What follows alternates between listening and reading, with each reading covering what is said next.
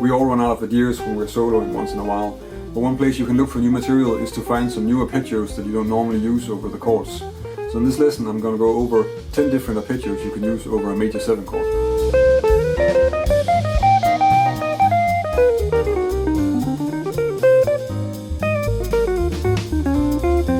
So in this lesson I'm going to take this C major 7 chord and I'm going to go over 10 different arpeggios in this position, and I'm going to give a small example of a line that you can make with that arpeggio for each of those 10 arpeggios.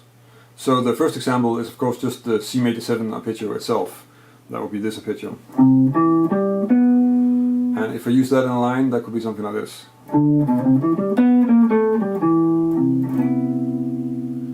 So what I'm doing here is just I'm using the arpeggio in a triplet, and I'm sort of aiming towards the 7th here.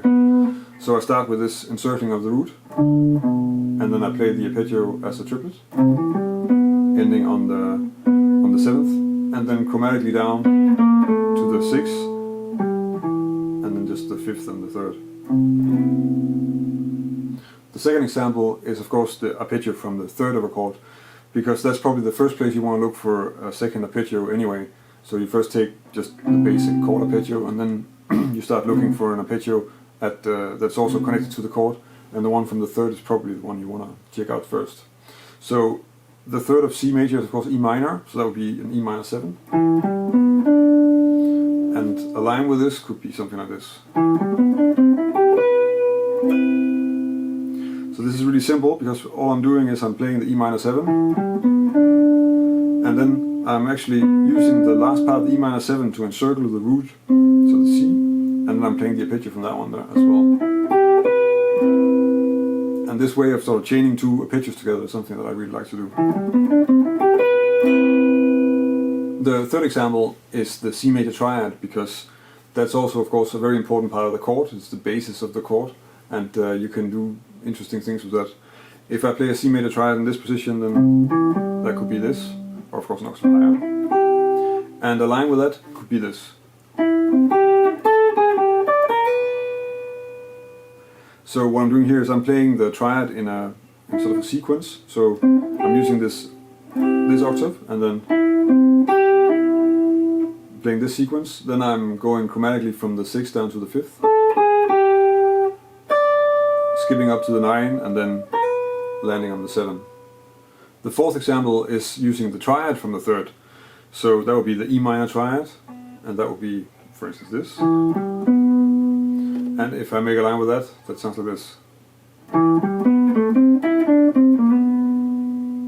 And here I'm using, again, similar to that what I did with the other E minor, I'm using the triad to encircle the root of the next chord that I want to play. So I'm first playing E minor triad and then going up an A minor triad, and then just running down the scale, and then landing on the 7th.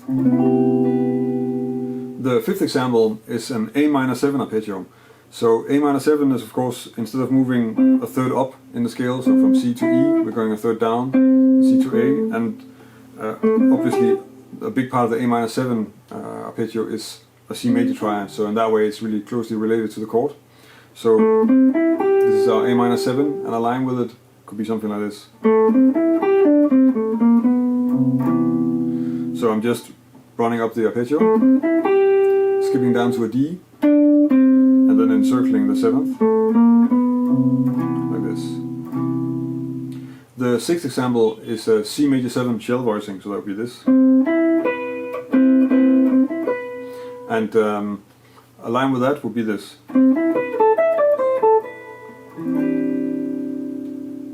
So the shell voicing, up the shell voicing, and then down to the A, and then a small run in the A minor or C major pentatonic scale, and then ending on the major 7. The sixth example is a stack of fourths. So these chordal harmony arpeggios are really useful, and also some of the things that we kind of forget to look into, sources for material when we're making lines. So I've included 2 of them here, and the first one is just this from A, so this one, and if I make a line with that, that could be this. So just up the arpeggio, then down from this to the E, D, and then this D power chord actually, and then again, as all the other lines almost, ending on the 7th of the C major 7. The 8th example is using another stagger fourth, which is right next to the other one, so that's the one from B, so that's this one. And the line with that would be this.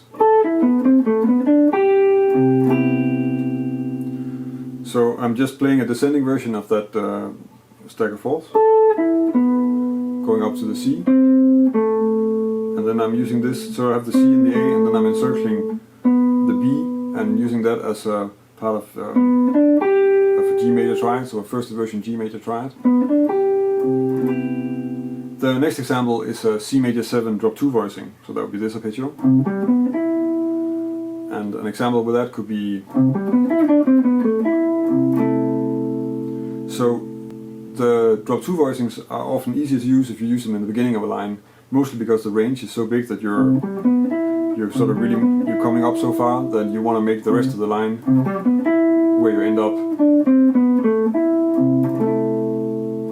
and you're just using sort of the arpeggio as really as a sort of pickup to the rest of the melody.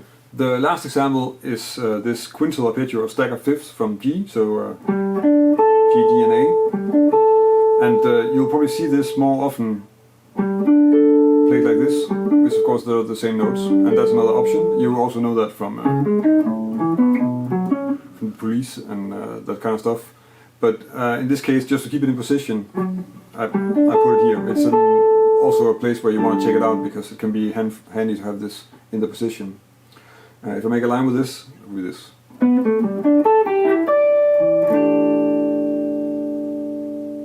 So what's going on here is first the scale one, then the Quintella arpeggio, and then I'm actually chaining that together with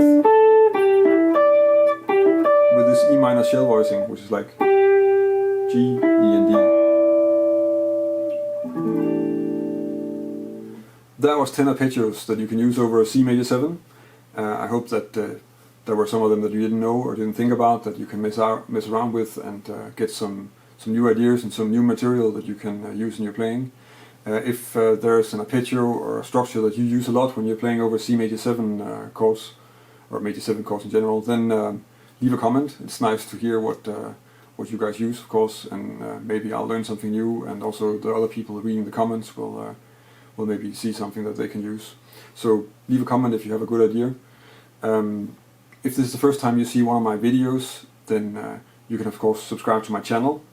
I publish a new lesson every Thursday, and I've been doing this for a little over 2 years, so there's already really a lot of lessons on my channel, covering all sorts of stuff about jazz and improvisation on guitar. If you want to download a PDF of the examples that I went over in this lesson, then you can go to my website.